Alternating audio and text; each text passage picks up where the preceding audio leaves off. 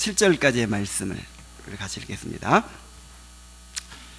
고린도전서 13장 4절부터 7절까지의 말씀입니다. 자, 우리 함께 읽겠습니다. 시작. 사랑은 오래 참고 사랑은 온유하며 시기하지 아니하며 사랑은 자랑하지 아니하며 교만하지 아니하며 무례히 행하지 아니하며 자기의 유익을 구하지 아니하며 성내지 아니하며 악한 것을 생각하지 아니하며 불의를 기뻐하지 아니하며 진리와 함께 기뻐하고 모든 것을 참으며 모든 것을 믿으며 모든 것을 바라며 모든 것을 견디느니라. 아멘. 자, 오늘은 사랑의 7번째 속성을 우리가 살펴볼 차례입니다. 사랑의 7번째 속성은 자기의 유익을 구하지 아니하며 이렇게 표현하고 있어요. 자기의 유익을 구하지 않는다라는 것입니다. 이것을 그냥 이기적이지 않다, 사랑은 이타적이다, 이렇게 하면 쉽게 그냥 이해할 수 있지만, 그러나 단순하게 이렇게 도덕적 의미로만 말씀하지 않으신 것이 분명해요. 계속해서 반복해서 말씀드리지만은 이 사랑의 속성들이 전부 다 구원에 속한 은혜라고 그랬죠. 성령으로 거듭난 사람들에게서만 나타나는 그런 영적인 특성이라고 했습니다. 그래서 이 세상 사람들 중에도, 믿지 않는 사람들 중에도 이타적인 사람들 굉장히 많아요. 그죠?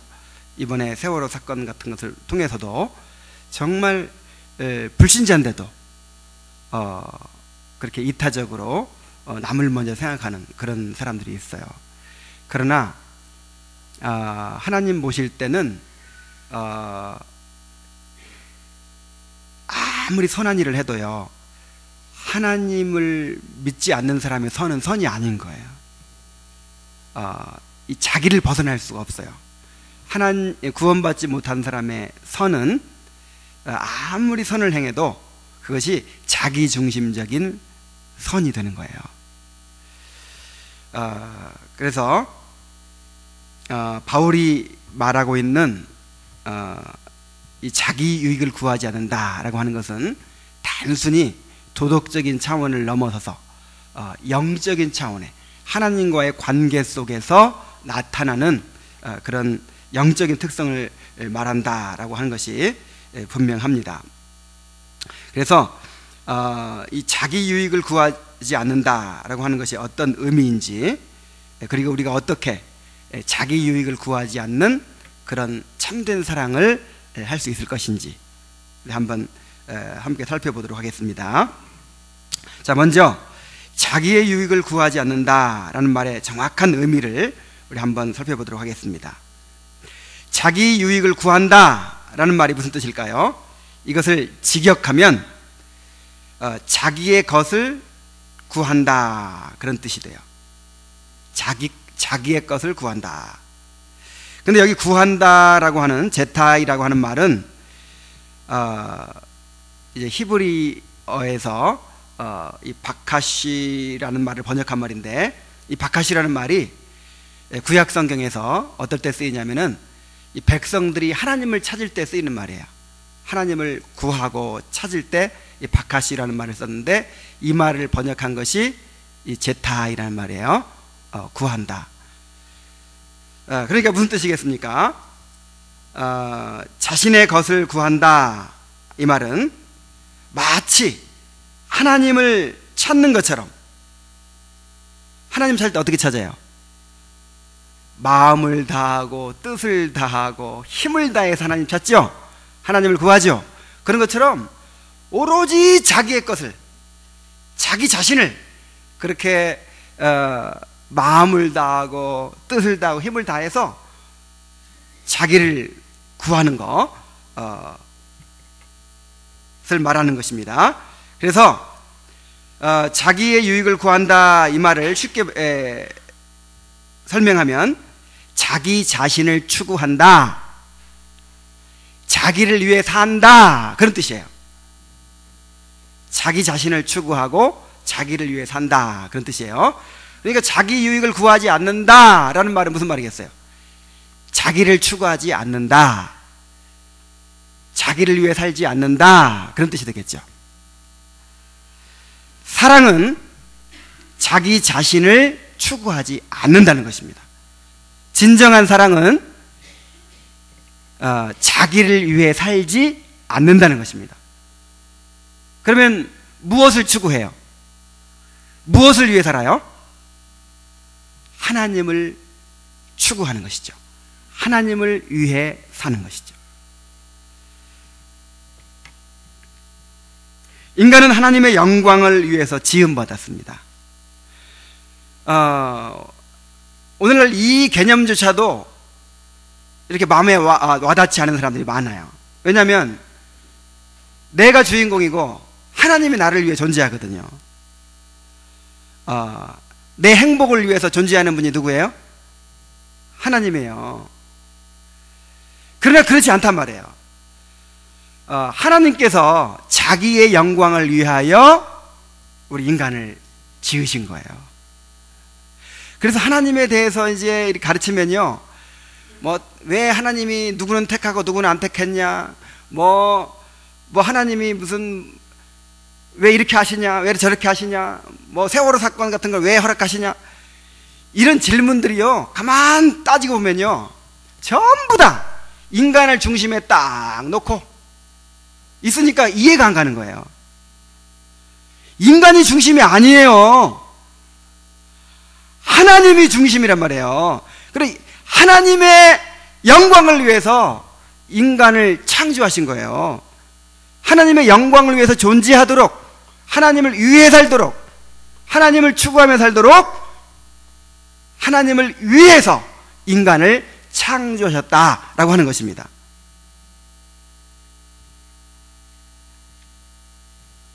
인간은 하나님을 마음과 뜻과 힘을 다해서 사랑하고 하나님의 뜻에 순종하고 하나님을 온전히 알고 찬양함으로써 하나님께 영광을 돌리도록 그렇게 지음받았어요. 이렇게 자기를 위해서가 아니라 오로지 하나님을 사랑하고 하나님을 추구하고 하나님을 위해서 살 때, 하나님의 영광을 위해 살 때 인간이 온전히 자기 자신을 사랑할 수 있고 또 다른 사람들을 사랑할 수 있게 되는 것입니다. 태양이 있고 지구가 태양 주위를 돌죠. 왜 내가 태양 주위만 돌아야 돼? 나도 내 마음대로 돌자. 그러면서 그냥 내가 중심이 되려고 하면 어떻게 되겠어요? 지구도 멸망하고 지구에 딸린 위성들 다 멸망해요. 지구 주위에 있는 모든 별들이 다 엉망진창이 되는 거예요. 그런 것처럼 내가 중심이 되면 그때부터 이제 혼돈이 시작되고 파괴가 시작되는 거예요. 하나님께서 우리의 중심이 되실 때, 우리가 오직 하나님을 위해 살 때 우리의 삶이 온전해지는 줄로 믿습니다. 그런데 인간이 하나님을 반역하고 타락하게 되면서 하나님 대신 자기 자신을 추구하는 그런 존재가 되고 말았습니다. 인간의 죄가 뭐라고 그랬죠? 스스로 하나님처럼 되려고 하는 것이라고 그랬죠. 피조물인데 나는 피조물이고 하나님은 하나님이시고, 그래서 하나님께 절대 의존하고 절대 순종하고 오직 하나님의 영광을 위해 살아야 되는 그런 존재인데, 하나님께서 하나님의 형상대로 지으셨단 말이에요. 하나님의 형상이라고 하는 것은 하나님 없으면 내가 하나님 노릇하는 거예요. 하나님 비슷해요. 스스로 생각할 수도 있고 결정하고 선택할 수도 있고 자유의지가 있어요. 그래서 마귀의 유혹을 받아가지고 내가 하나님이 돼야겠다, 내가 중심이 돼야겠다, 내가 내 마음대로 내 삶을 주관하면서 내 뜻대로 살아야겠다, 내 영광을 위해 살아야겠다, 그러면서 하나님을 반역하고 떠나버렸단 말이에요. 하나님을 마음에서 몰아내버리고 이제는 인간이 하나님 자리를 딱 차지하게 됐어요. 그래서 하나님을 사랑하는 대신 누구를 사랑해요? 자기를 사랑해요. 이제 자기가 하나님이라니까요. 우리가 하나님을 마음을 다하여 뜻을 다하여 목숨을 다하여 사랑해야 되죠. 근데 지금 마음을 다하여 뜻을 다하여 목숨을 다하여 사랑하는 게 누구예요? 나예요. 좀 생각해 봐야 됩니까?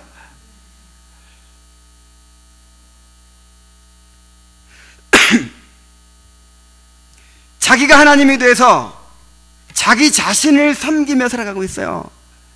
오로지 나의 안위와 나의 안전과 나의 행복과 나의 영광을 위해서 그렇게 나를 추구하면서 그렇게 살고 있단 말이에요. 그래서 인간은 두려움과 고통에 빠지고 허무에 시달리는 존재가 되고 말았습니다. 우리 자신이 얼마나 철저하게 자기에게 사로잡혀 있는지를 깨달아야 돼요. 이번에 그 세월호 선원들 보세요.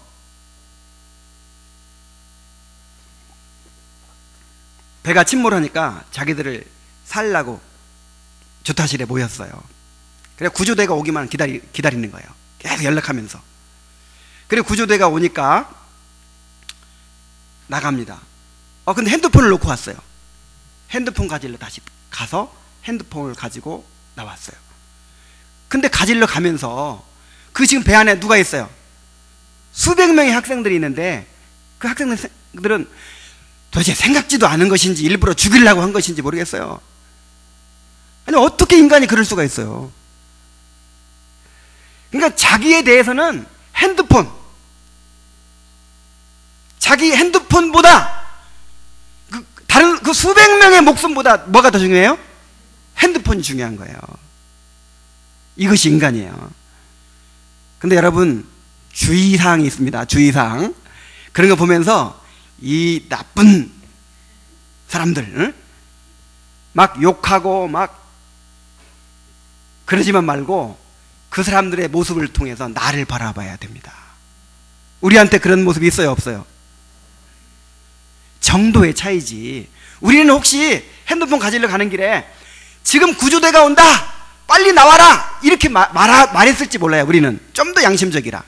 그러나 거기서 거기에요. 그것이 우리의 모습이에요. 당장 내 생각만 하는 존재가 바로 우리들이에요. 다른 사람 암 걸린 것보다 내 감기 걸린 것이 훨씬 더 심각한 것이 우리 자신이에요.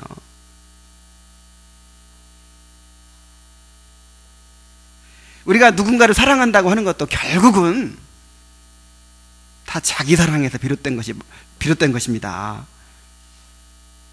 우리 심지어 자식을 사랑하는 것조차 그래요. 이게 다 자기 사랑의 연장이에요.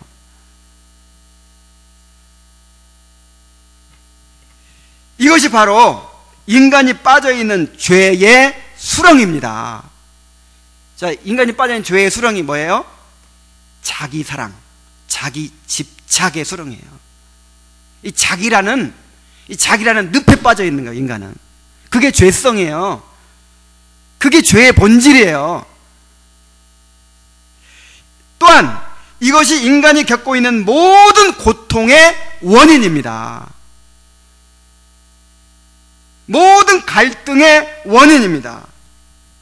인간의 모든 고통은 자기 사랑과 자기 집착에서 오는 거예요. 자기 숭배에서 오는 거예요.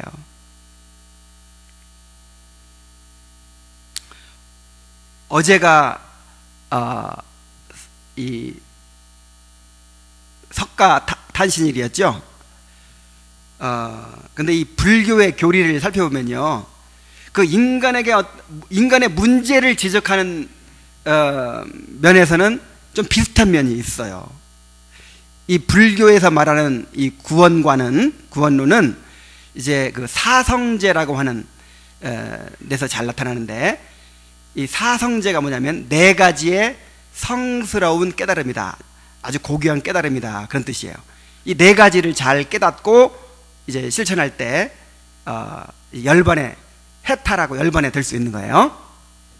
자, 첫 번째 이 사성제라고 하는 것이 이제 고, 집, 멸, 도, 이렇게 이게 네 가지인데, 고라는 게 뭐냐면은, 이 고성제라는 게 뭐냐면 인간은 고통이라는 거예요. 인간의 삶이 뭐라고요? 고통. 인간의 삶은 고통 그 자체다. 그래서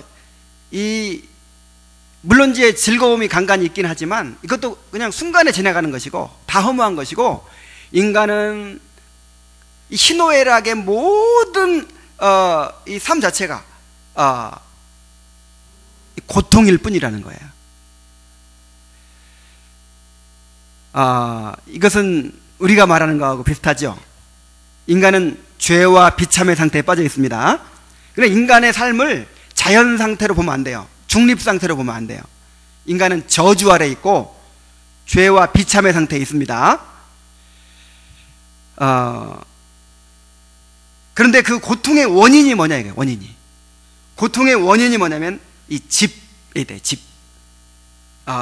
말하자면 집착이 있다 이 말이에요. 욕심에 있고 애착에 있고 집착에 있다는 거예요. 이것도 비슷하죠. 육신의 생각은 사망이요 그랬잖아요. 우리 인간의 근본 문제가 뭡니까? 이 자기를 추구하는 데 있잖아요. 자기 사랑에 있잖아요. 자기 욕심에 있잖아요. 나를 더 행복하게 만들고, 나를 더 안전하게 만들고, 나를 더 영광스럽게 만들고, 끊임없이 나에게 집착하는 거, 요게 고통의 원인이란 말이에요. 그래서 여기서 이제 벗어나는 것이 바로 이제 구원인데, 불교에서는 이제 멸이라는 게 있어요. 멸성제. 그러니까 이 집착을, 우리 안에 있는 욕심을, 모든 애착을 다 멸해버려야 된다는 거예요. 다 벗어버려야 된다는 거예요. 자, 우리는 뭐라고 하죠? 육신이 죽어야 된다 그러죠? 우리 안에 있는 모든 죄의 소욕이 어떻게 해야 된다 그래요? 죽어야죠. 자, 여기까지는 좀 비슷한 것 같아. 근데 이제 마지막으로, 그럼 인간의 삶이라고 하는 것이 인생 자체가 고통이다. 그 고통의 뿌리는 집착에서 온다. 그 집착을 멸해야 된다. 근데 그 멸하는 방법이 뭐냐 이거예요. 멸하는 방법이 무슨 이제 도성제라 해서 이 팔정도, 이게 뭔가 이게 수행을 통해서 이제 거기서 벗어날 수 있다는 거죠. 인간의 노력을 통해서, 수행을 통해서 거기서 벗어날 수 있다는 거죠. 근데 거기서 벗어난 사람이 석가모니래요. 석가모니의 본을 받아서 우리도 이렇게 벗어나야 된다는 거예요. 그런데 여기서 결정적으로 차이가 나요. 인간의 노력으로는 결코 자기 사랑과 자기 추구와 자기 집착에서, 이 자기라는 늪에서 결코 벗어날 수가 없다는 거예요. 우리 인간의 힘으로는. 근데 버나드라고 하는 신학자는 이렇게 얘기했습니다. 인간이 하나님의 뜻의 통치를 받지 않으면 그 벌로 자기의 노예가 된다. 그러니까 지금 인간은요, 하나님을 떠나서 벌을 받고 있잖아요. 저주를 받고 있잖아요. 그 벌이라는 게 뭐냐면 자기 안에 갇혀버린 거예요. 우리는 지금 자기 안에 갇혀 있어요. 순수한 사랑이라는 걸 할 수가 없어요. 하나님께 예배하는 것도 순수하게 하나님의 영광만을 위해서 살 수가 없는 존재가 되어버렸어요. 이 자체가 저주예요. 이 자체가 그야말로 벌이에요.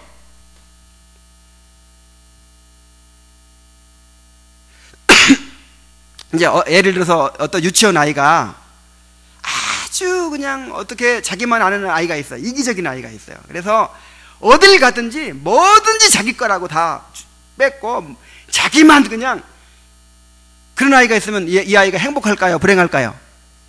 그 아이 바라보면서 어떤 생각이 들까요? 얼마나 불쌍해요. 어디 가든지 싸울 거 아니에요. 어디 가든지 귀여움받겠어요? 미움받겠어요? 미움받죠. 그 아이에게 그 이기심, 자기밖에 모르는 그것이 그 아이에게는 그야말로 저주예요. 벌이에요, 벌. 그런 것처럼 우리가 지금 그런 상태에 빠져 있다고요. 그런 아이들을 보면서 우리 자신을 봐야 돼요. 우리가 그렇게 마음을 다하고 뜻을 다하고 성품을 다하고 목숨을 다해서 누구를 추구해요? 나를 추구해요. 누구를 사랑하는 것조차도 나를 위해 사랑해요.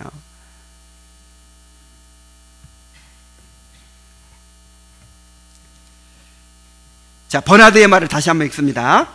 인간이 하나님의 뜻의 통치를 받지 않으면 그 벌로 자기의 노예가 된다. 그리스도에게 사로잡힐 때에만 자아는 참된 자유를 얻는다 그랬어요. 우리가 참된 자유를 얻는 길이 뭐예요? 그리스도의 통치를 받아들이는 일이에요. 그리스도께 지배를 받는 일이에요. 자기를 위한 삶에서 벗어나서 하나님을 위한 삶을 살게 되는 것, 이것이 바로 구원입니다. 구원이 뭐예요? 자기를 위해 살던 삶에서 벗어나서 이제 하나님을 위해 살게 되는 거, 이게 구원이라고요. 우리 고린도후서 5장 14절부터 15절까지 한번 보겠습니다. 고린도후서 5장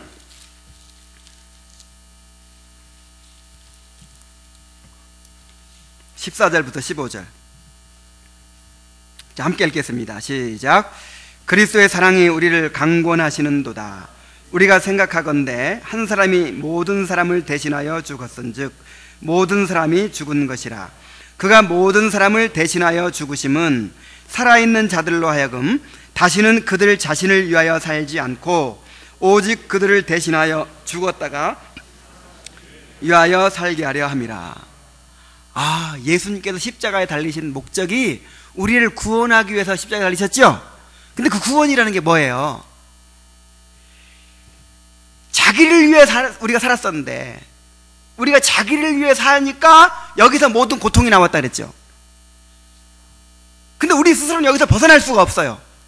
그래서 우리가 그리스도와 연합하여 십자가에 죽고 이제는 그리스도를 위하여 사는 삶으로 우리를 바꾸어 주기 위해서 예수님께서 십자가에 달려 죽으셨다는 거예요. 그래서 구원은 영원한 죄의 형벌에서, 지옥에서 건짐받는 것, 요것만이 아닙니다.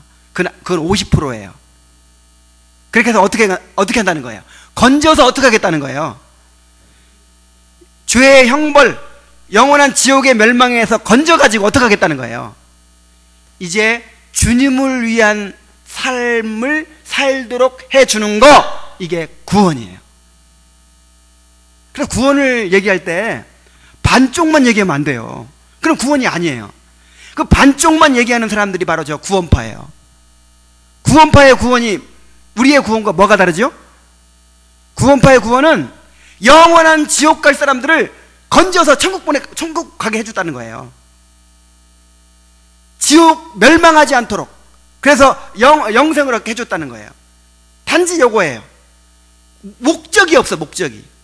구원의 목적이 뭡니까? 어떻게 하겠다는 거예요? 그렇게 해가지고 하나님의 거룩한 백성이 되게 해주겠다는 거예요. 그러니까 구원은 나를 위해 살던 삶에서 벗어나서 주님을 위해 살게 되는 것입니다. 구원은 죄를 따라서 살던 삶에서 돌이켜서 이제는 하나님의 율법에 순종하는 거룩한 삶을 살게 되는 거, 이게 구원입니다. 근데 반만 얘기하는 거예요. 반만. 지옥에서 건진받는 게 구원이래. 목적을 잃어버렸잖아요. 이거 그래서 이 구원파의 복음은 복음이 아닌 거예요.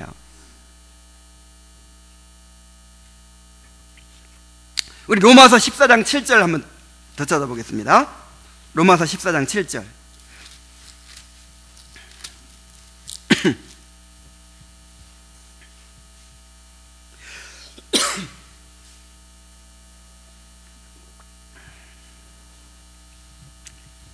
자, 7절부터 9절까지 읽습니다. 시작.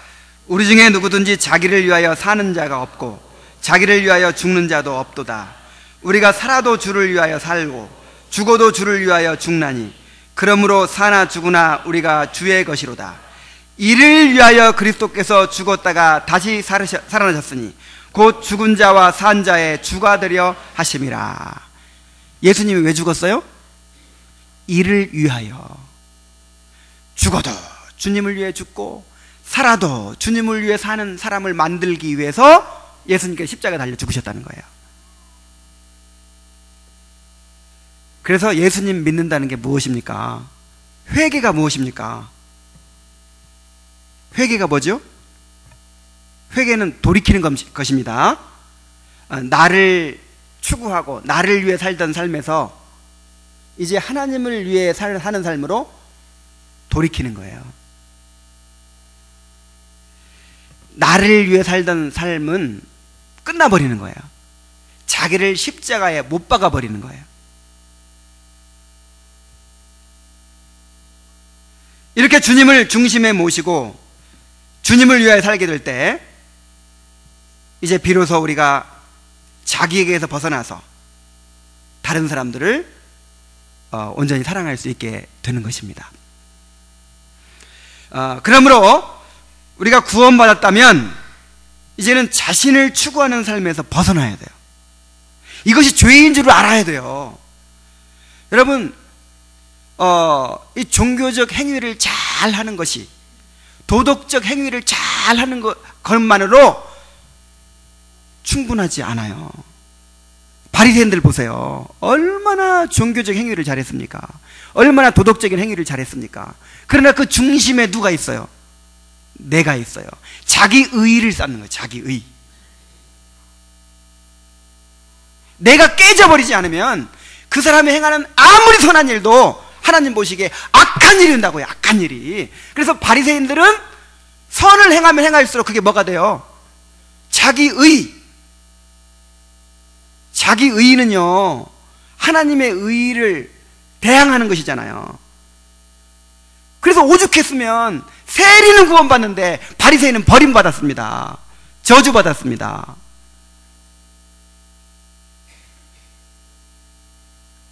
그래서 우리는 그냥 겉으로 정말 누가 보기에도 경건한 그리스도인처럼 살고 정말 나쁜 짓 안 하고 교통법규 잘 지키고 하여간 화 안 내고 그렇게 사는 것을 죄 없는 삶이라고 생각해서는 안 돼요. 내가 중심이 된 자기 사랑에 매여 있다면, 자기 사랑을 벗어나지 못한다면 이것이 지금 우상숭배이고 이것이 죄라는 사실을 깨달아야 되는 것입니다.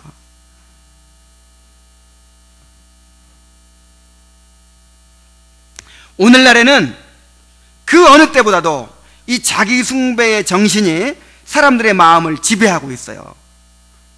이 오늘날의 시대 정신은 바로 자기 숭배의 정신입니다. 그래서 이제 이 어려운 말로 하면 이 소위 포스트 모더니즘이라고 해서 이 초현대주의라고 해서 이 시대는요, 누가 가장 중요해요? 내가 가장 중요해요. 내가. 그래서 이 시대에는 절대적인 진리가 없습니다. 이 상대주의가 이 지배를 해요. 그러니까 우리 의식 속에도 이게 많이 지금 들어와 있습니다. 꼭 이것만 옳다고 할 수가 없어. 심지어 동성애도 이거 하나의 어떤 삶의 양식으로 봐야 돼. 뭐 이렇게까지 되고 있어요. 그냥 절대적인 진리 이런 걸 부인하는 시대예요. 그리고 절대적인 권위도 없어요. 그럼 뭐가 제일 중요합니까? 내 자신의 행복이에요. 내가 행복해지는 게 목적이고 내가 잘 사는 게 목적이에요. 옛날에는 시집가면 그 집 귀신 돼야죠. 아이고 이것이 여자 팔자지 뭐 하면서 그냥 견뎌내고 살았어요. 그래서 우리가 오늘날 이렇게 지금 그 희생한 어머니들 덕분에 사는 겁니다. 근데 지금은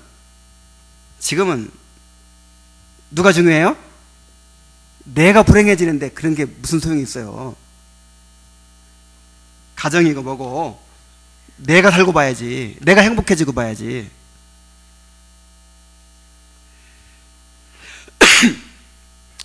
그런데 무서운 것은 이러한 자기 숭배의 정신이 교회 안에까지 침투해 들어와서 이 교회를 지배하고 있다는 거예요. 그래서 교회 안에 하나님을 두려워함이 없습니다. 교회 안에서 가장 많이 강조되고 있는 것이 무엇입니까? 인간의 행복이에요. 자존감을 세우고 자기를 사랑하고 자기를 실현하고, 하여간 뭔가 이 자기를 바로 세우는 거, 행복한 가정을 이루는 거, 이것이 신앙의 목적이에요.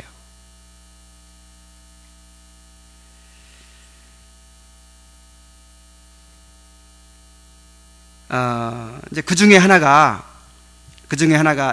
이제 그런, 하여간 교회 안에 모든 예배나 설교나 모든 프로그램들이 전부 다 그렇게 사람을 기쁘게 하고 사람을 세우고 사람을 높이고 사람을 만족시키는 이런 방향으로 가고 있어요. 이 세대가 지금. 예배 하나를 기획해도 어떻게 하면 사람들이 좋아하냐, 어떻게 하면 어떤 찬양을 불러야 사람들이 좋아하냐, 어떤 메시지를 전해야 사람들이 이렇게 마음에 와 닿고 좋아하느냐, 어떤 형태를 취해야 사람들이 만족시킬 수 있나, 다 여기에 초점이 맞춰져 있단 말이에요. 모든 프로그램들이, 모든 예배 의식들이. 그 대표적인 것 중에 하나가 뭐냐면은 오늘날 유행하고 있는 그런, 이제 이게 전부 내가 이 말 잘 알아들어야 돼요. 다 막 싸잡아서 얘기하는 것이 아니고 그런 방향으로 나아가고 있다는 걸 얘기하는 거예요. 그런 이제 내적 치유, 무슨 가정사역, 무슨 막 이런 것들, 이제 그런 것들을 우리가 잘 사용하면 좋은데, 이것들이 이제 그냥 단지 인간이 어떻게 하면 더 행복해지는가, 어떻게 하면 더 행복한 가정을 만드는가, 여기에 초점이 맞춰져 있다 이 말이에요. 여기에는 회개가 없어요. 성경은 철저하게 이 회개를 강조하잖아요.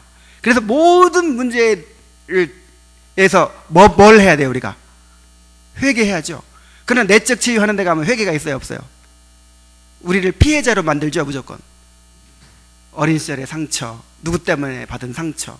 그래서 우리는 위로받아야 되고 또 치유받아야 되고, 우리는 그를 사랑받아야 될 존재지, 내가 회개하고, 이거 강조합니까? 그래서 이 폴 비치라고 하는 사람이 이제 유명한 심리학자인데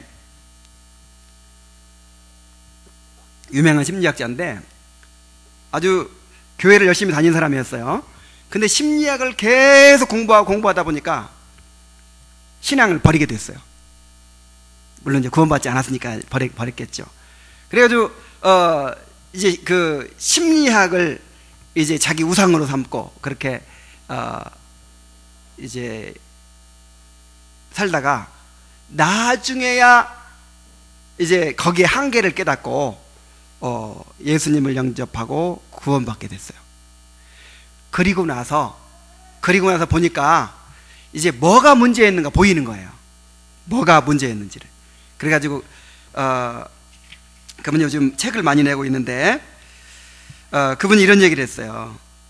현대에 가장 무서운 종교가 있다면 자기 숭배라는 이단이다.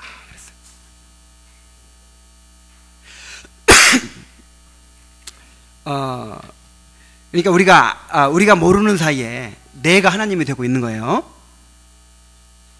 그래서 마치 하나님조차도 나의 행복을 위해 존재하는 것처럼 그렇게 돼버렸다니까요, 지금. 그래서 제가 한 몇 년 전에 계속 여러분들에게 이렇게 소개했던 그런 사람이 하나 있었죠. 그 레리 크랩이라는 사람도 30년간을 유명한 기독교 상담 심리학자인데 30년간을 그렇게 상담 사역을 하다가 깨달았어요. 아, 이게 본질이 아니구나. 그러니까 모든 문제는 어디서 시작되는 거예요? 죄에서 시작되는 거예요. 어디서? 여러분 정말 확신합니까? 인간의 문제는 어디서 비롯된 거예요? 죄에서. 그래서 인간에게는 회개가 필요한 거죠. 죄를 깨닫고 회개하는 것이 본질이에요, 본질. 그래서 그런 것들이 다 불필요하다는 것이 아니라 그걸 대체해버리면 안 된다 이 말이죠.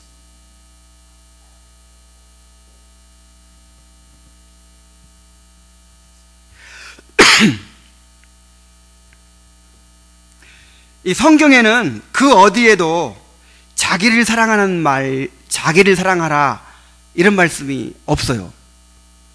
물론 이제 한 군데 딱 있죠.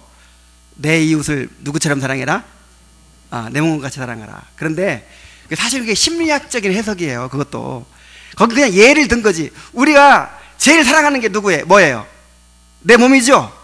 내 몸은 반사적으로 뭐가 날라오면 어떡해요? 반사적으로 내 몸은 본능적으로 그냥 위하게 돼 있어. 그래서 그걸 예를 들어서 다른 사람을 누구처럼 사랑해라? 그렇게 예를 든 거지. 그걸 적극적으로 네 자신을 사랑해라 그런 말씀은 아니거든. 그냥 그거 한 군데 딱 그걸 들어가지고 자기를 사랑해야 된다 이렇게 이제 많이 강조하는데, 자기를 사랑하라는 말 대신에 성경에는 어떤 말이 많냐면은 자기를 부인해라 이 말이 더 많아요. 자기 십자가를 져라. 심지어 자기를 어떻게 해라? 사실 십자가를 지라는 말이 죽으라는 말이죠. 자기를 쳐 복종시켜라. 왜 그래야 돼요? 우리가 이 죄를 가지고 있기 때문에 우리에게 자기 부인이 필요하고 자기 십자가가 필요한 줄로 믿습니다. 그래서 문제가 있을 때 우리가 어떻게 해야 돼요? 우리가 어떤 문제에 직면했습니다. 이제 어떤 고난이 있다든지 아니면 어떤 대인관계에 문제가 있어요. 갈등이 있어요. 그럴 때 어떻게 해야 돼요? 뭐 부부간에 문제가 있다든지 아니면 공동체 안에서 형제 자매 사이에 문제가 있다든지, 그럼 어떻게 해야 됩니까? 예수님께서 가르치시는 방법이 뭐죠? 하여간 말씀에 순종해야 돼요. 그죠? 말씀에 순종하고, 그 다음에 믿음으로 인내하고, 그 다음에 죽어야 돼요. 예수님 말씀대로 하면 어떻게 해야 돼요? 오른편 뺨을 치면 왼편을 돌려대고, 원수는 어떻게 하고? 죽여버리고, 원수는 사랑하고, 누가 나를 핍박하면 어떻게 하고? 위하여 기도하고. 그래서 내가 하나님의 미랄이 돼서 죽으라는 거예요.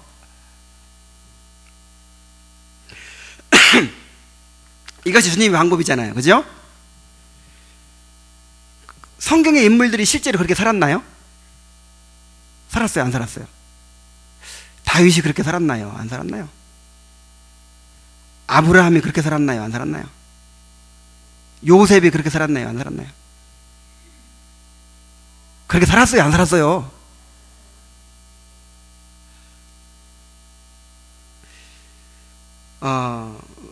저는 우리 어머니들이 그렇게 살았다는 생각이 들어요. 우리 어머니들이. 그래서 우리가 이렇게 건강하게 자라서 행복을 누립니다. 우리 어머니들이 못 참고 그냥 에이 팔자고쳐야겠다고 나가버렸으면 우리 어떻게 됐겠어요? 이야, 정말 우리 어머니가 이 참 문제 많은 지시집안에 시집 와가지고 완전히 하여간 병 들어서 돌아가셨어요. 근데 끝까지 인내하고 견디었기 때문에 우리 자녀들이 이렇게 건강하게 성장해서 이렇게 살고 있는 거예요. 열매가 있는 거예요.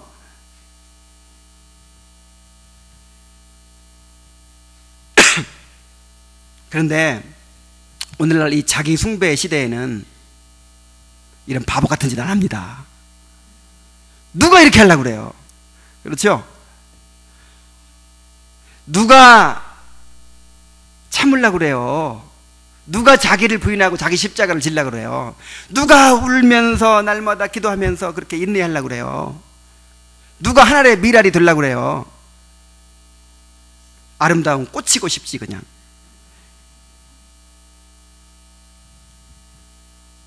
지금은 조금도 손해보고는 안 살려고 그래요.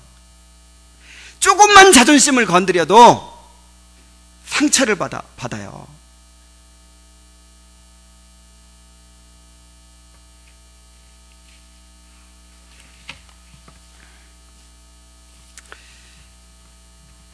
그래서 정말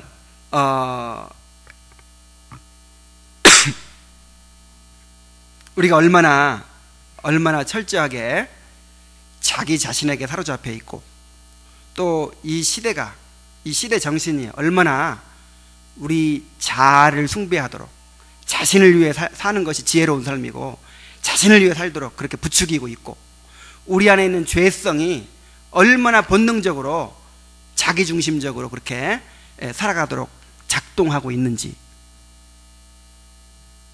깨달아야 됩니다. 우리가 어떻게 이렇게 자기만을 추구하는 삶에서 벗어날 수가 있습니까? 아까도 말씀드렸지만은 인간 스스로의 힘으로는 결코 이 죄의 수렁에서 벗어날 수 없어요.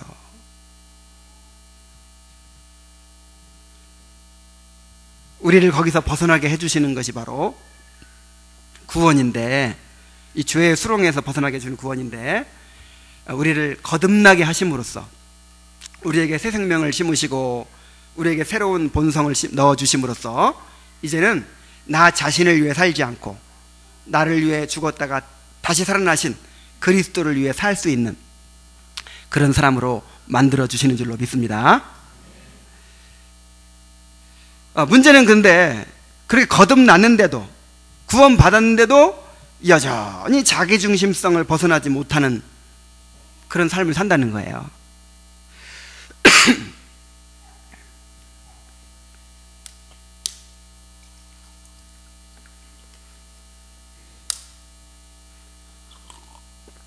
자, 그런 사람들이 어디에 있었습니까? 바로 이 고린도 교인들이 그런 모습을 보였어요. 우리 고린도서 3장 1절부터 3절까지 한번 보겠습니다.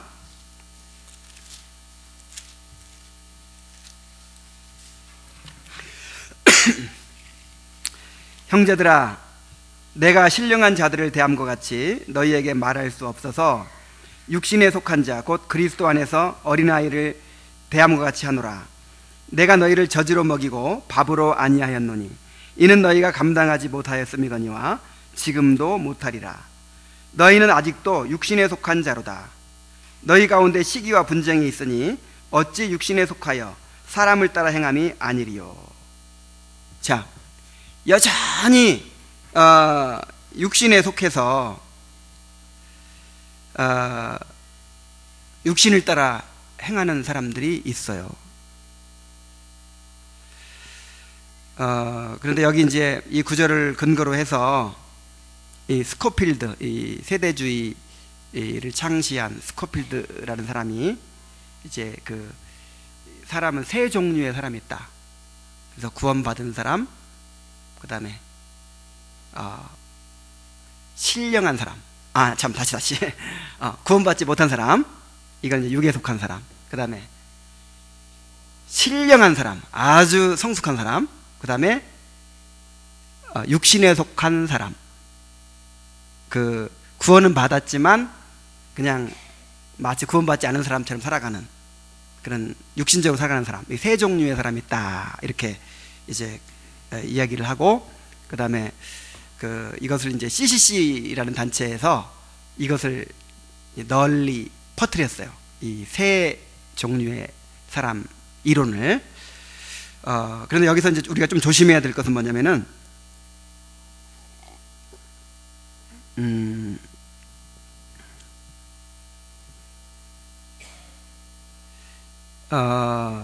이 성경에는요, 이 성경 전체적으로는 항상 두 종류의 사람만 얘기하거든요. 의인 아니면 뭐예요? 악인. 그 다음에 또 뭐가 있지? 구원받은 사람 아니면 구원받지 못한 사람. 중간에 있어요, 없어요? 없어요. 그 다음에 영에 속한 사람 아니면 육신에 속한 사람. 그래서 성경은 항상 이 흑백 논리거든요. 왜 흑백 논리냐면은 구원이라고 하는 것이 거듭나면 그러니까 세월호에 지금 그 침몰돼 가지고 희생자들이 세월호 침몰 사고를 당한 사람 중에서 딱 두 종류의 사람으로 구분할 수 있죠. 산 사람, 죽은 사람. 중간 사람 있어요, 없어요? 없어. 그만큼 구원이라고 하는 것이 확실하다는 거예요. 구원받으면 생명이 있으니까 숨을 쉬어요. 벌써 살아있는 사람은 숨을 쉬잖아요. 심장이 뛰잖아요. 체온이 따뜻하잖아요. 근데 벌써 죽으면요, 딱딱하게 굳어져 버리고 숨을도 안 쉬고 움직임도 없고 그 다음에 부패해져 버려요. 벌써 지금 시체 건지면 형체도 알아볼 수 없대요. 그래서 몇 종류의 사람? 두 종류의 사람이 있는 겁니다. 근데 여기는 이제 그래서 신령한 자 이 말이 그냥 푸뉴마티코스 스피리추얼 맨 해서 영적인 사람 그 뜻이에요. 영적인 사람. 그러니까 성령이 있는 사람, 구원받은 사람을 가리킵니다. 신령한 사람이 무슨 뜻이라고요? 구원받은 사람. 그 다음에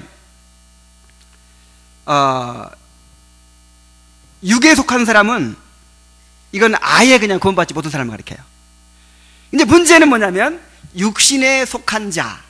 이 고린도 교인들은 구원받은 사람들이에요. 그죠? 여기 말하는 거 보니까 그리스도 안에서 어린아이 그런 거 보니까 그리스도 안에 있다고 그랬으니까 구원은 받았죠. 구원은 받았는데 마치 구원받지 않은 사람처럼 육에 속한 사람처럼 행하는 사람이라 이 말이에요.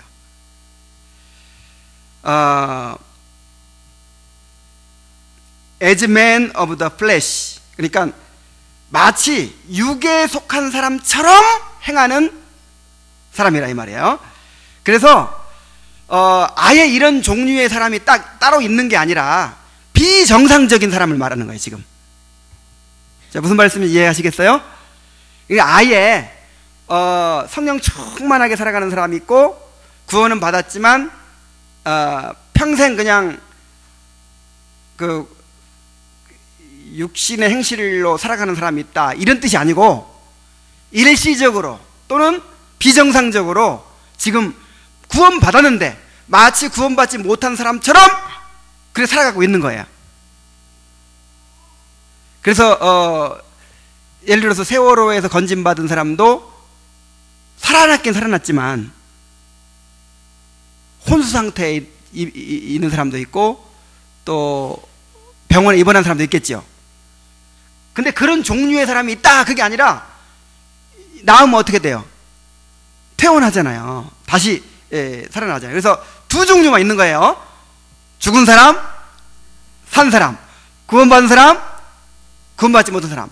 그런데 이 지금 고린도 교인들은 구원은 받았는데 마치 구원받지 못한 사람처럼 행하고 있다 이 말이에요. 그래서 정말 구원받았다면 반드시 하나님께서 성화를 이루실 것입니다. 너희에게 징계가 없으면 사생자요 참아들이 아니니라 그랬죠. 그래서 정말 구원받았으면 그렇게 평생 살 수 있어요, 없어요? 없는 거예요. 물론 수준의 차이는 있습니다. 수준의 차이는 있지만 그러나 평생 이렇게 살 수는 없어요. 진짜 구원받은 사람이라면 평생 이렇게 살다가 천국 갈 수는 없는 거예요. 하나님께서 징계를 하셔서라도 어떤 방법을 통해서라도 기어이 이런 상태에서 건져서 이제 성화를 이루어 가실 줄로 믿습니다. 그래서 이 고린도 교인들을 통해서 우리가 깨달아야 될 것은 중생한 이후에도 우리가 구원받고 이제 주님 안에 들어온 이후에도 여전히 우리 안에 육신이 있어서 우리를 자꾸만 자기중심적인 삶을 살게 만들고 우리를 죄가 지배하려고 한다는 거예요. 그러므로 이러한 죄성이 우리를 지배하지 못하도록 할 책임이 우리에게 있어요. 우리 로마서 6장 11절 보겠습니다. 로마서 6장 11절.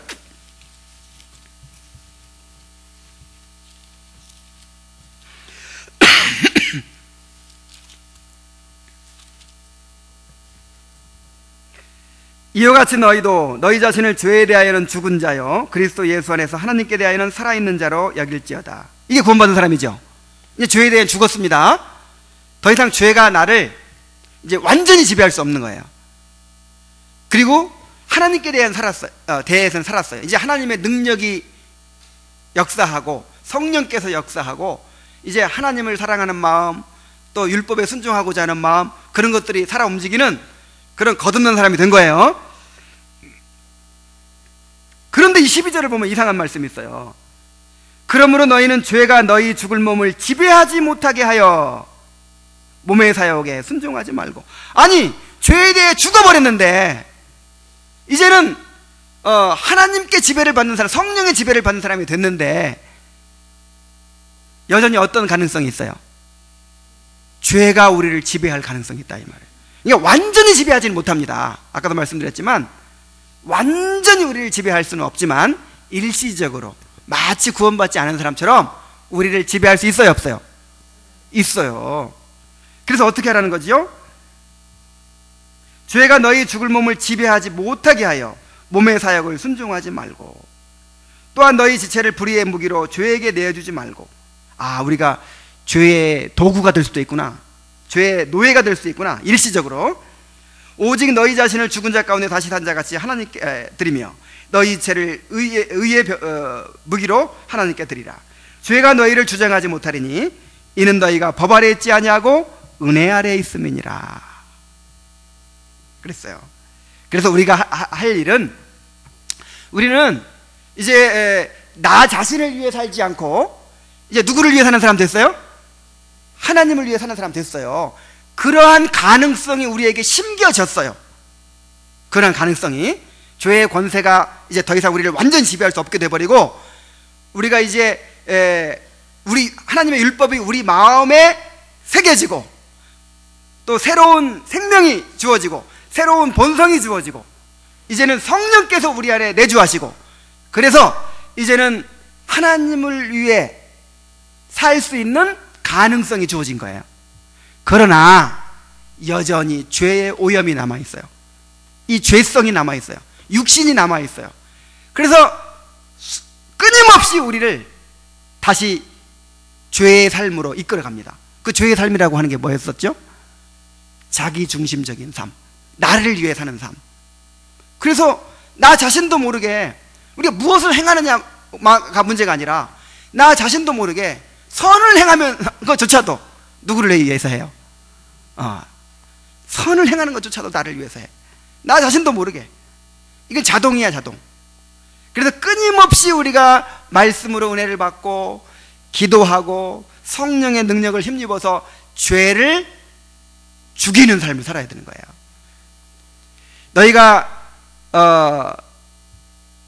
육신대로 살면 반드시 죽을 것이로되. 육신대로 살면 어떻게 돼요? 반드시 죽어요. 사망률 몇 프로? 100%요. 육신대로 살면 반드시 죽어요. 그러나 영으로서 몸의 행실을 죽이면 살리니, 영적으로 산단 말이에요. 그래서 끊임없이 영으로서 몸의 행실을 죽이는 그런 삶을 살아야 될 줄로 믿습니다. 그래서 항상 우리 자신이 그 죄의 세력을 민감하게 의식해야 돼요. 죄의 세력을. 그래서 제가 자꾸만 이런 이제 이해하기 쉽게 하려고 이런 예를 드는데, 제가 간염 보균자잖아요. 그러니까 이 간염 바이러스에 대해서 아주 민감합니다. 계속 정기적으로 병원에 가서 검사해요. 요게 지금 얼마큼 살아있나 막. 그리고 조금 피곤하기만 하면 지금 이게 또 더 번성하지 않았나? 얼른 가서 병원에 가서 검사하고 막 그래요. 그래가지고 끊임없이 이 약을 먹어가지고 어떻게 해야 돼요? 이 바이러스를 죽여야 돼요. 완전히 없애버릴 수는 없지만 죽은 것처럼 활동을 못하게 만들어버려야 돼요. 그게 바로 죄를 죽인다는 의미입니다. 끊임없이 나 자신에 집착하게 만들고, 나 자신을 추구하게 만들고, 나 자신을 위해 살게 만들어요. 그게 우리가 은혜에서 떨어지면 자동이에요. 그러니까 성령 충만하지 않으면 자동으로 죄의 지배를 받는 거예요. 그러니까 은혜의 지배를 받든지 죄의 지배를 받든지 둘 중 하나입니다. 나는 중립이야. 있어요, 없어요? 없어요. 성령 충만하든지 아니면 육신 충만하든지. 내가 지금 성령 충만하지 못하면 무슨 상태예요? 육신 충만한 거예요. 육신 충만. 내가 지금 죄의 지배를 받고 있는 거예요. 꼭 무슨 죄를 지어야만 죄의 지배 받고 있는 것이 아니라 병이 나를 지배하면 밥맛이 없죠. 힘이 하나도 없죠. 피곤하죠. 뭐 큰 증상 안 나타나도 그것이 벌써 그 자체가 벌써 지금 병이 지배하고 있는 거거든요. 그래서 죄가 나를 지배하면 하나님을 알되 하나님으로 영어롭게도 아니하고 찬양이 쏙 들어가. 그 다음에 감사치도 아니하며 감사가 사라졌어요. 그 다음에 기도가 사라졌어. 기도. 그럼 벌써 내가 무슨 큰 죄를 막 짓고 있지 않아도 뭐에 지배받고 있는 거예요? 성령을 소멸하고 있는 거예요. 죄의 지배를 받고 있는 거예요. 그래서 끊임없이 우리가 은혜를 받아야 돼요. 계속해서 말씀을 통해서 성령의 능력을 통해서 끊임없이 은혜가 우리 마음을 지배하도록, 은혜의 지배를 받도록 그렇게 해야 될 줄로 믿습니다. 이렇게 해야 될 책임이 누구한테 있다고요? 나한테 있다고요. 이제 결론을 맺습니다. 우리의 문제는 여러분 지금 문제가 어디 있다고 생각하십니까? 우리 주위 사람들에게 있지 않습니다. 혹시 이거 인정 안 하실 분 계실지 모르겠어요. 아니 분명히 내가 잘못 안 하는데 지금 우리 남편이 지금 잘못인데, 아니면 내 아내가 잘못인데, 아니면 저 사람이 지금 나한테 잘못하고 있는 건데, 그러실지 몰라요. 그러나 설령 그 사람이 잘못하고 있다 하더라도 하나님께서 나를 빚으시기 위해서 허락하신 거예요. 하나님이 다윗에게 사울을 허락하시고 요셉에게 요셉의 형들을 허락하셨듯이 뜻없이 하나님께서 허락하시지 않습니다. 그래서 문제는 내 주위 사람들이 아닙니다. 아멘? 그 다음에 환경이 문제인가요? 지금 이런 어려운 환경이 문제예요? 환경이 문제가 아니에요.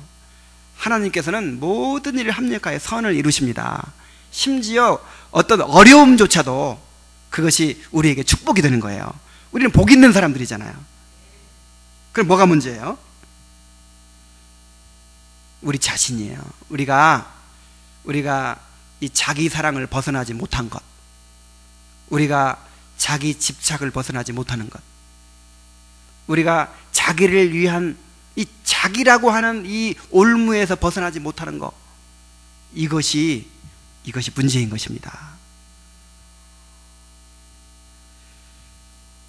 나를 십자가에 못 박고 이제는 내가 사는 것이 아니고 내 안에 그리스도께서 사시는 그런 삶이 되어야 할 줄로 믿습니다. 근데 바울은 자기를 위한 삶이 아니니까 그리스도를 위하여 육체의 가시뿐만 아니라 나의 여러 약한 것들, 능욕과 궁핍과 핍박과 곤란을 기뻐한다 그랬어요. 누구를 위하여? 그리스도를 위하여. 그렇게 될 수 있도록 해달라고 하나님 앞에 기도하시기 바랍니다. 그렇게 되면 우리가 너무 자유로워지는 거예요. 우리를 무겁게 만들고 우리를 힘들게 만들고 우리를 고통스럽게 만드는 것이 이 자아의 짐이라는 거예요. 육신의 짐이라는 거예요. 여기서 벗어나면 우리가 진짜 안식을 얻는 거예요. 그게 구원의 은혜예요. 하나님 앞에 정말 자기 사랑에서 벗어날 수 있도록 해달라고, 자기 집착에서 벗어날 수 있도록 해달라고, 그래서 그리스도를 위하여 사는 삶이 될 수 있도록 해달라고 그렇게 구하시기 바랍니다. 기도하겠습니다.